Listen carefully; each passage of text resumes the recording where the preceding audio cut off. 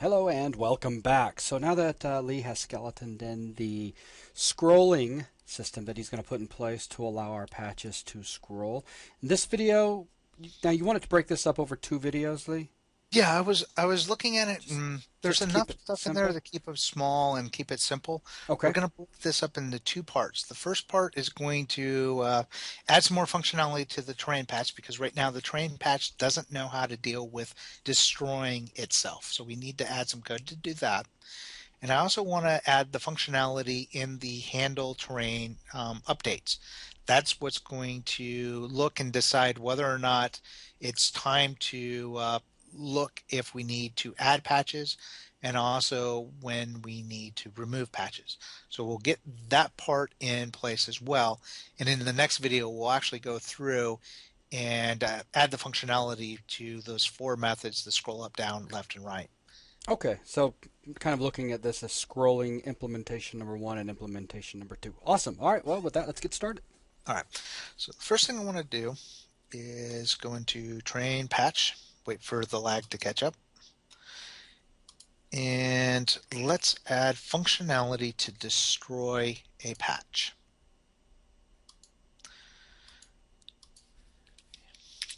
And this is going to have to be a public. I'm going to make it a void, and we'll call it, oh, I don't know. How about destroy? That will work. All right. Now, what do we need to do when we destroy an object?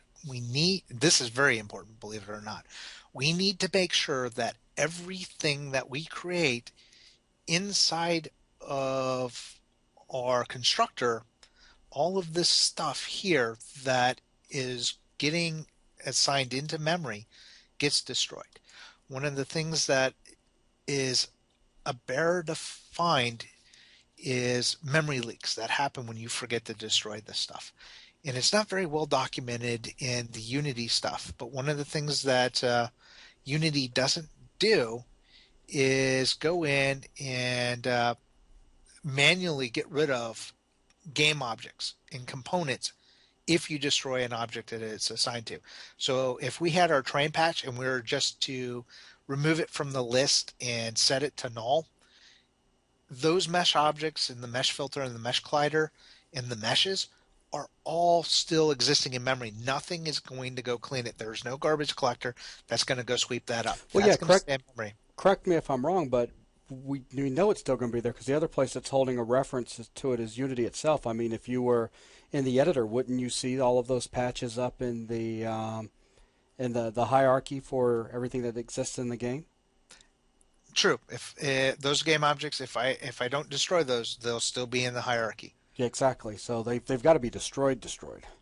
But you also have to go through and make sure that you destroy the meshes underneath them as well. So if you're parenting stuff in, so if you were to destroy a top level, it would remove the stuff from the panel, but not memory.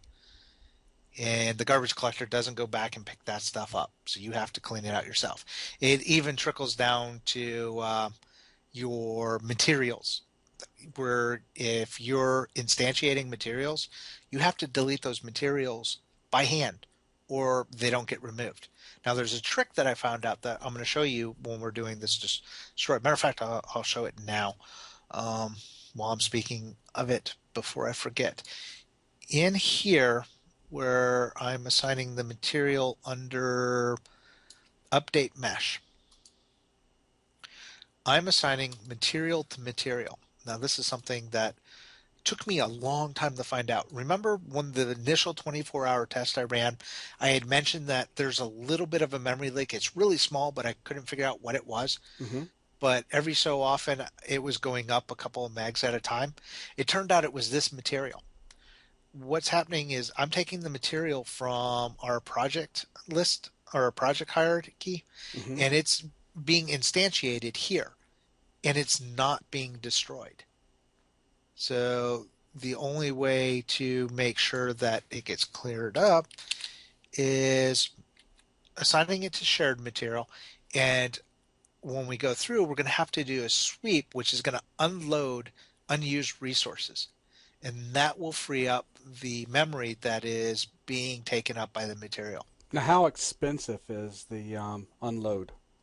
The It's a fairly expensive operation. It's not something you want to run every frame. Okay. So the way I've implemented it is we're going to put a counter in, and every time we destroy an object, we're going to increment that counter. When that counter exceeds a row count, Hmm. so the number of patches that we have in a row, it will it will run that unload unused resources, Okay.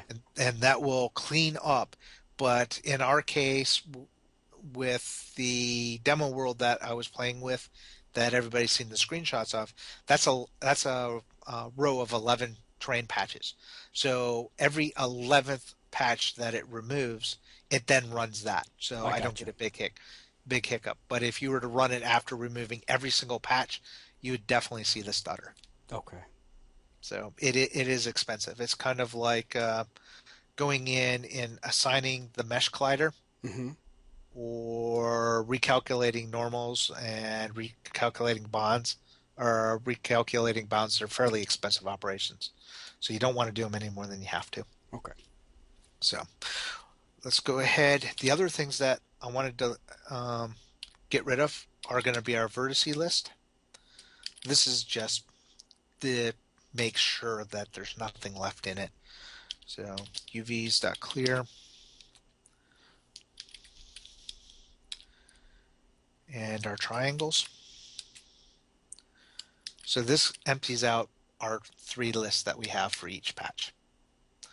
And why are you not happy with the way I spelt it?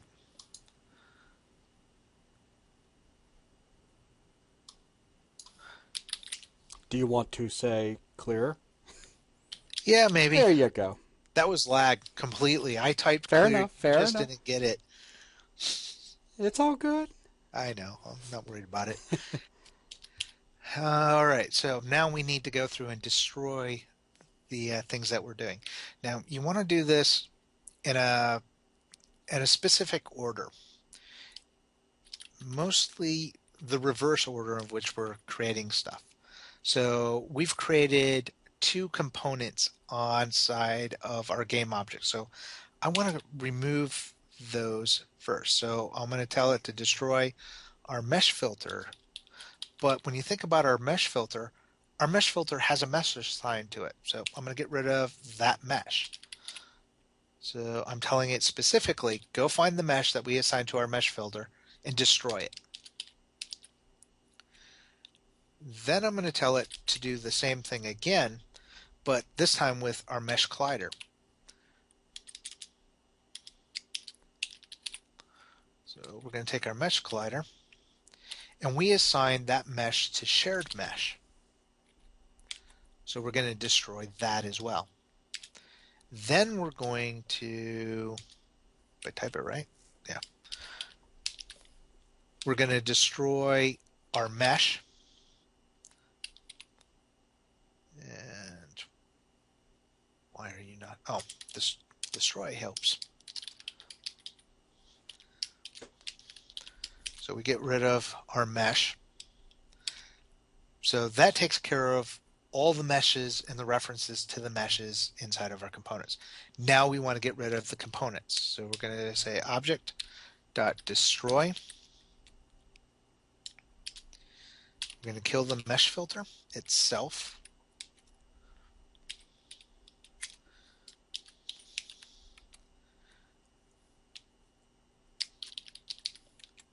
Then we're going to kill the mesh collider.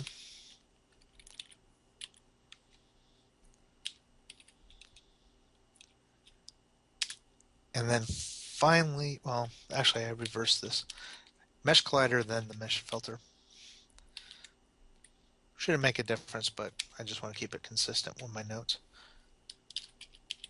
And then the last thing that we're going to destroy is going to be the mesh object itself. So this goes through and one by one removes everything that is being used in memory for this terrain patch. This, from my test, was 30 plus hours, and I created some 600,000 plus patches and destroyed them with no memory leak whatsoever. Cool. So it worked quite well. So your mileage may vary, but there is one last thing that we have to do as far as house cleaning when we remove a patch. Our patches have a reference inside of the patches list. We need to remove that. So we're going to go ahead and say remove this. So it's going to remove the reference to itself after we've destroyed all the pieces parts of it. So that's the last thing that I want to do with our destroy methods. Now we have the capability of correctly and efficiently destroying a patch and getting rid of all the memory that was allocated to it. So, and good thing to look at is when you're running it and doing stuff like that, watch your memory count. If you have Pro and you have Profiler, look at your object count. And as things are created and removed, make sure those numbers sync up before and after. And then in Task Manager, keep an eye on the memory. Now, one of the things with the garbage collector is it doesn't run consistently. It's not always at the same time. So things that you destroy may take a few seconds before they disappear. It may take even longer. It all depends on when the system decides it's a good time to free up that memory. Another thing to keep in consideration while doing this. So the next part that I want to do is going to be inside of handle terrain update. We need to implement some functionality in here to scroll the map and decide when we need to load new patches and then when to remove old patches. So let's first decide when we have to add new patches. We're not going to add the new patches yet, but we're going to look at when we need to determine whether or not that needs to be done. So to do that, we're going to look at our last patch update, our last patch location, and we're going to look at its y. It's a vector too, so we don't have z. So y equals z in this case. And we're going to check our last patch, last patch location. We're going to check the whole vector itself.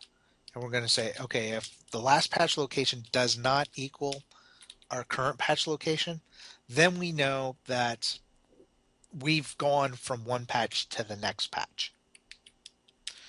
So if that's true, then we need to do a couple of checks.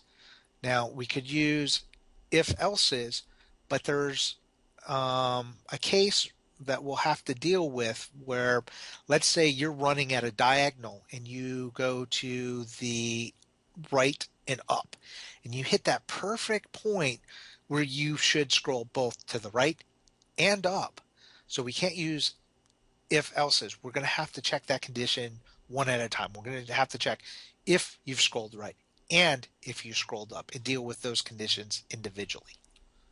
So what we're going to do is instead of if else's, we're just going to put everything inside of ifs. So we're going to go if your current patch location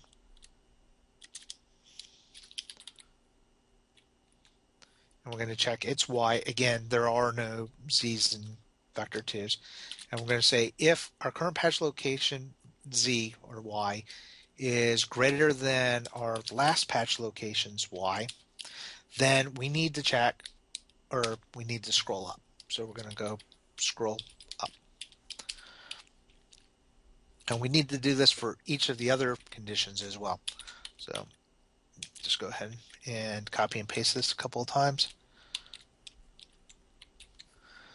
So the next one is going to be scrolled down. So we need to see if our current y is less than our last patch location. If that's true, then we need to scroll down. We can check our current patch location's x. If it's greater than our last patch location's x, then we need to scroll to the right. And lag's getting me again. And conversely, if current patch location x is less than our last position's x, then we need to scroll to the left.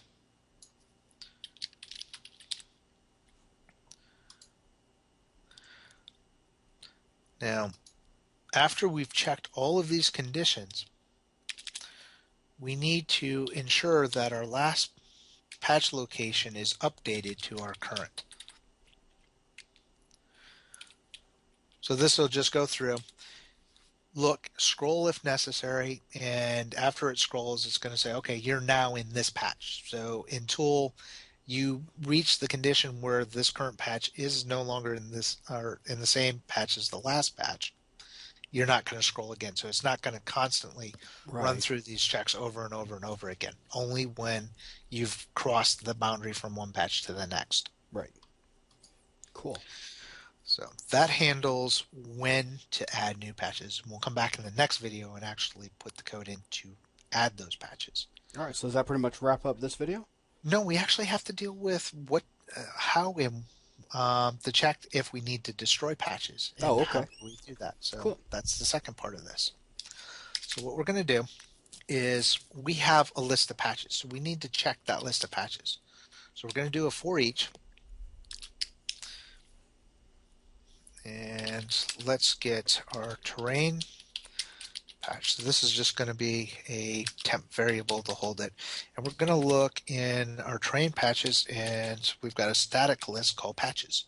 So we're going to check inside of our list, and we're going to check for a very specific condition. Now the condition that we're looking for is if this patch, or if each one of these patches is greater than the tile side count in distance. So what we need to do is check whether or not the difference between the our current location and the terrain patches location is greater than our tile size count. And if that is true, then that means that those patches are now outside of our visible range and need to be removed. So to do that, we're going to do another if, and we're going to check if one of two conditions exist.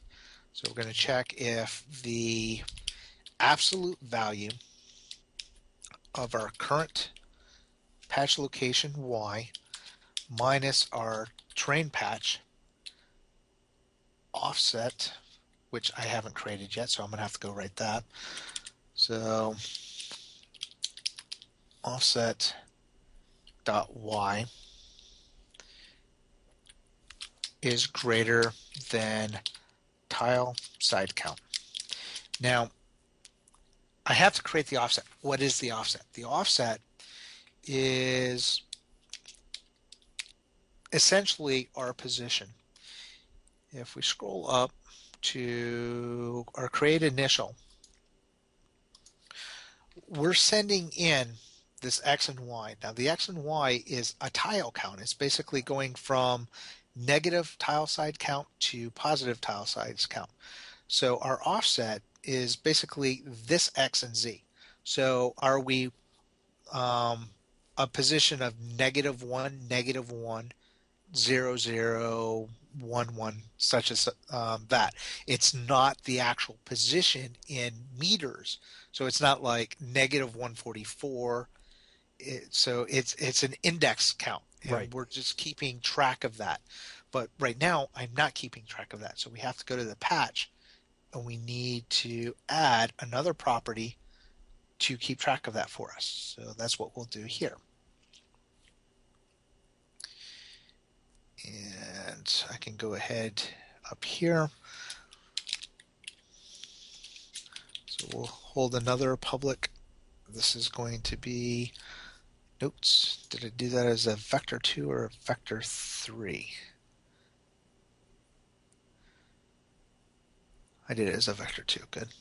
So public vector 2. Wait, where are you typing? I have no clue where I'm typing, but seeing how I just got an error on my other screen, we'll end up at over there.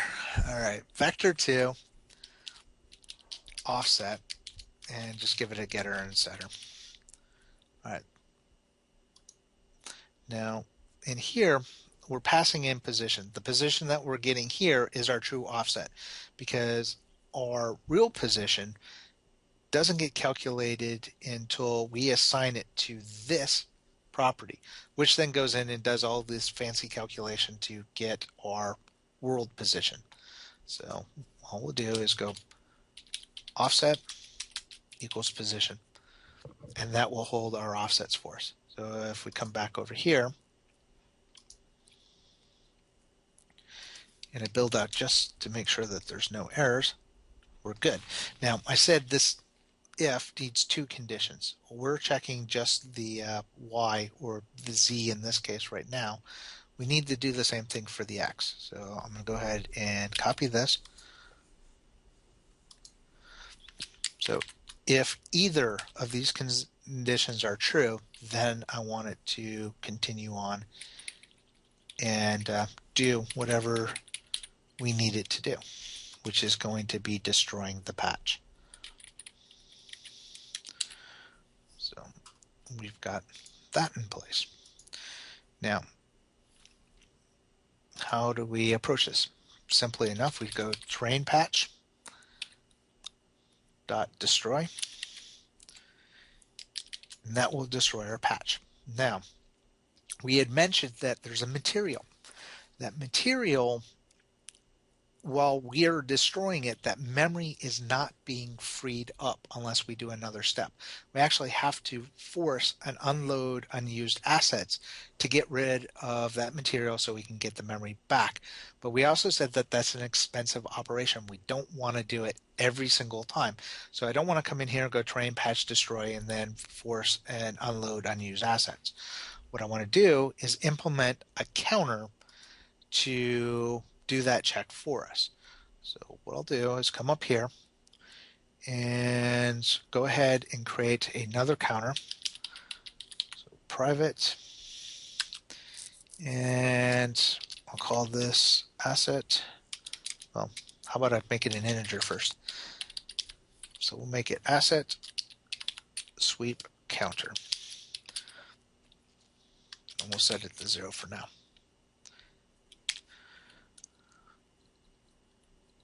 So then we come down here. Every time we destroy a new patch, we want to increment that asset sweep counter. So we're going to go ahead and increment it. Now, after this part,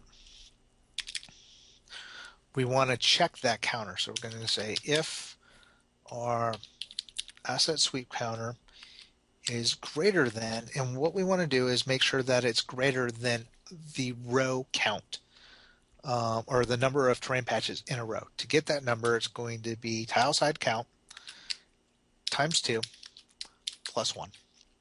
What we're doing is tile side count is the number of tiles to one side, and we've got tiles on both sides. So that's where times 2 comes in, and we've got the tile that's in the center, plus 1. That's where that number comes in. So once that condition is true, I want to make sure it happens when that count gets there too, so it's greater than or equal to. Otherwise, it will happen at the next iteration through the very first one. I also don't want that to happen. So the command to remove unused assets is resources dot unload used assets. This is a very cool function. And it is also one of those really hard functions to find because it's almost impossible to get a reference to it or even know what it does from their tech stuff. So it's there. It's like going, I didn't find it until I dug for a couple of hours. So you guys get to find out about it for free. So asset sweep counter. After we've run our sweep, we want to reset our counter to 0. So that just resets our stuff back. Now, just a quick question. I mean, I may have missed something. Let me take a peek. Yeah, we're inside the handle terrain updates. Would you really want to just leave this sitting out here so this gets hit every single time? But the only time this would ever really need to be checked would be after we've destroyed a patch and updated. I see what you're saying. Yeah, we could put it in there. Okay, I was just wondering. It's no big deal. Man, I can't believe how long we've been recording today. And not just this, but the class too. It's, I just looked at the Yeah. clock a second ago and was like, whoa, man, we're looking at like 10 hours of wearing the old mic and headsets today. Oh, Well, I'm curious to see where this falls in. I figured it was going to be about 2.5 hours to show all this stuff, so I'm curious to see where that all falls in. I might have been a little underestimated. I don't know. So It's a bunch of short videos so far, but we'll see. yeah, well, we still got to get into the train stuff. But so now we've cleaned that part up. So now it's inside of there, so it should still all run perfectly well. It all builds, so that's good. So that's a real But good thing. yeah, but we can't show anything because it's not going to scroll yet, not until we implement the scrolling code. And that's going to be in the next video? Yep. Awesome. Okay, is that everything that you wanted to accomplish here? Well, we might be able to show something. It should still destroy patches. So if you want to play with that, Sure. let me change one number just Uh-huh. to make sure we get another patch, just so it's large enough because I don't want you falling off the world. Okay, go ahead. So it won't add rows in front of you, but it should remove them from behind you.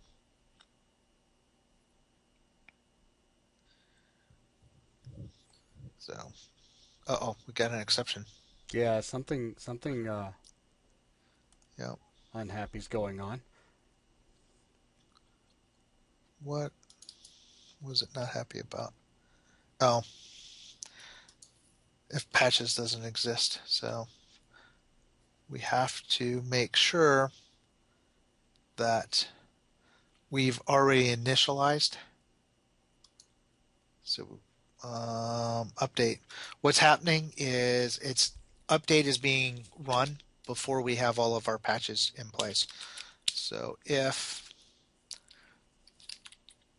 train patch patches does not equal null, because otherwise we haven't created any patches. That list holds no information, so we're getting bogus information. So there's no point in handling train updates if we have no patches to update. So go ahead and give that a shot. Well, I'm trying. Oh no, did it mess up and do the mouse resize thing again? Well, no, it's actually sized right there, but it won't let me. I'll just squeeze it down like this. It won't let me drag or anything. Yeah, it looks like the spacing might be off just a little again. And only in certain areas, oddly enough. Oh, you still getting the same error? I don't know, I'm getting lag. Enumeration error may not execute.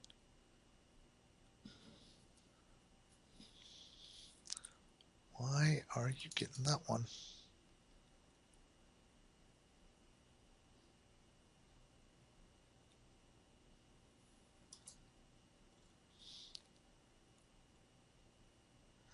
That's a good question. I don't know why it's unhappy about that.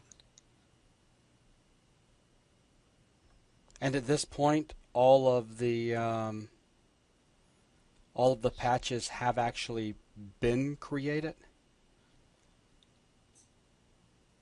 Yeah, oh, well, it's all depending because this start runs, it should create all the patches before this initial update ever That's runs. Yeah, that's true because start always runs before the first update. Right, but in case it doesn't, this check should make sure that patches is never null. So you shouldn't get that problem. Now, what else could possibly cause it?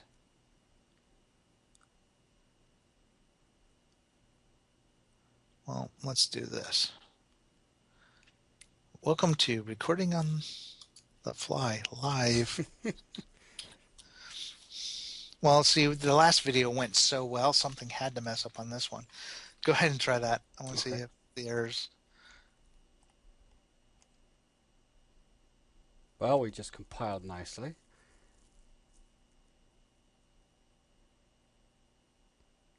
Yeah, I'm wondering if it actually compiled. Yeah. So let's uncomment this.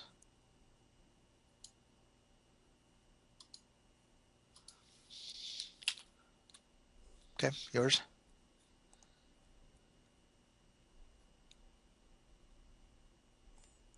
not getting any warnings or anything.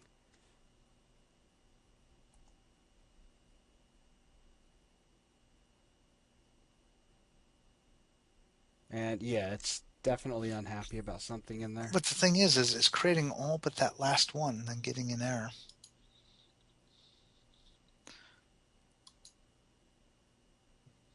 But you see how it gets all the way out to Mm-hmm. here and here. Modified enumeration operation. Unless it's going to be really finicky about that.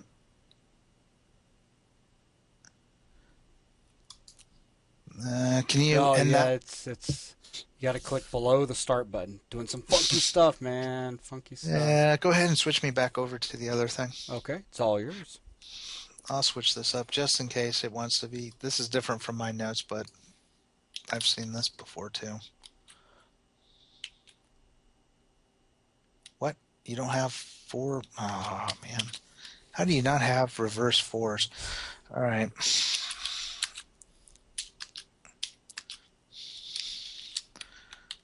It's like, how am I going to remember to do this backwards?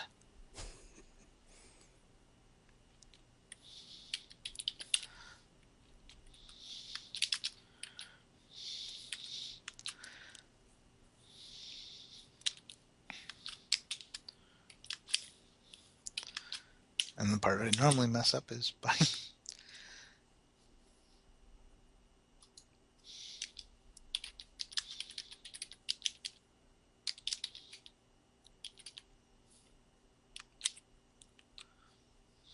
No, I'm just curious. In your notes, did you do it with a for each? Yep. Hmm. That's why I'm not That quite sure. that makes me a little more suspicious then as to what's going on. But I'll let you continue with. Yeah, me too. But I know it's in this code because when I comment it out, I don't get any errors. So, and also that shouldn't hit right away. Not until you've exceeded the distance. Well, then again, you would because of why the initial position of the character, because the character is not starting at 0, 0. Well, it's got everything there now. Yep. But notice you're only 4 by 4 or 4 by 5. Mm-hmm. It's already removed one of the rows because of where the character starts off. The character's not starting at 0, 0. How far can we pull back? Not very. But you can split the game in scene view side by side. Yeah. Well, I was just gonna tink, tink. Hang on. Move this over. Don't know which way I'm running, but yeah, that should work. Do, do, do, do, do, do.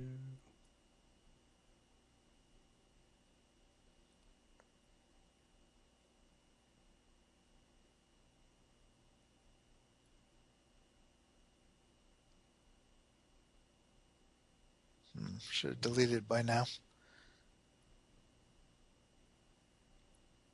Yeah, I'm gonna be falling off the world in just a second.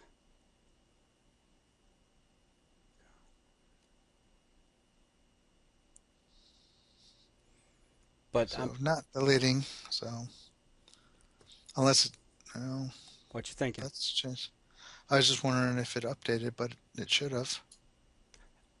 Or well, yeah, the code had to have compiled just for the simple fact that It ran without errors. exactly. Whoops, you had already stopped it. Oh, I'm sorry. That's okay. Um, Actually, what I want to do is Jump back into Unity. no, no, no, no, no. Yeah, I need to be back in Unity. Part of the problem, I think, is it's assuming that the character is starting in at 0, 0. Okay. So your numbers aren't ever um, changing. Remember, we set the initial vector 2 for last position Mm-hmm. at being 0.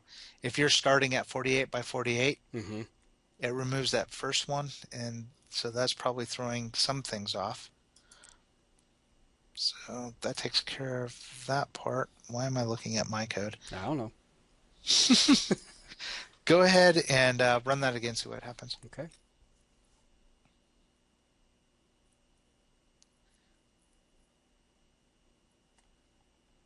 No, I don't want to tear it off and put it over there. I just want it to hang out. No, why does it want to be a pain? There we go. I want it to do that.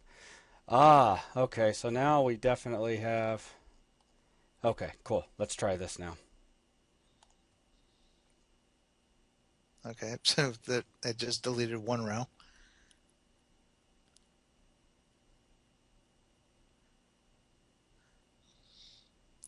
But it shouldn't have deleted the first row that fast.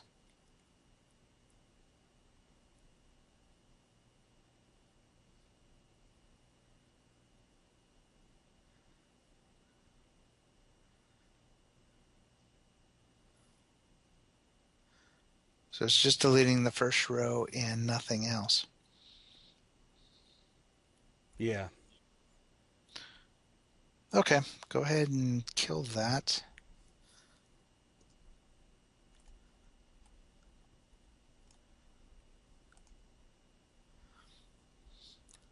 And I'll jump back over to code. Look at mine. So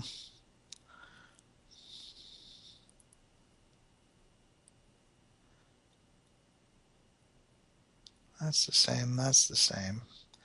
That's the same, that's the same. That's different, but that shouldn't make any difference whatsoever.